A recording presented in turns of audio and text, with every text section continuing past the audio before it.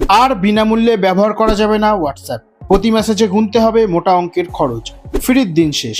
হ্যাঁ, মালিকানাধীন হোয়াটসঅ্যাপ এবার তাদের প্ল্যাটফর্ম ব্যবহারের জন্য দাম ঘোষণা করেছে। খুব শীঘ্রই অন্যতম সোশ্যাল মিডিয়া প্ল্যাটফর্মের ক্ষেত্রে অতিরিক্ত চার্জ গুনতে হবে ব্যবহারকারীদের। জানা গিয়েছে নতুন নীতি কার্যকরের দিনক্ষণ। মার্ক জুকারবার্গের সংস্থা মেটার মালিকানাধীন হোয়াটসঅ্যাপ জানিয়েছে এবার থেকে প্ল্যাটফর্ম ব্যবহারের ক্ষেত্রে অতিরিক্ত চার্জ গুনতে হবে ব্যবহারকারীদের।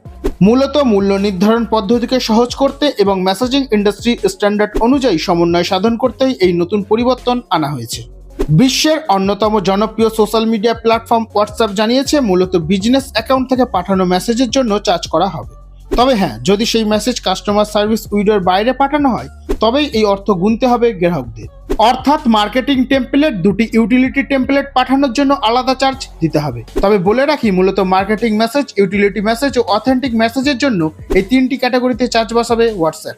সংস্থা জানিয়েছে নতুন নিয়ম কার্যকর হয়ে গেলে ব্যবহারকারীদের ফোন নম্বরের কান্ট্রি কোড ও মেসেজের ক্যাটাগরির উপর ভিত্তি করে প্রতিটি চার্জ প্রযোজ্য হবে। আগামী 1 জুলাই থেকে এই নতুন নিয়ম কার্যকর করতে চলেছে মেটা।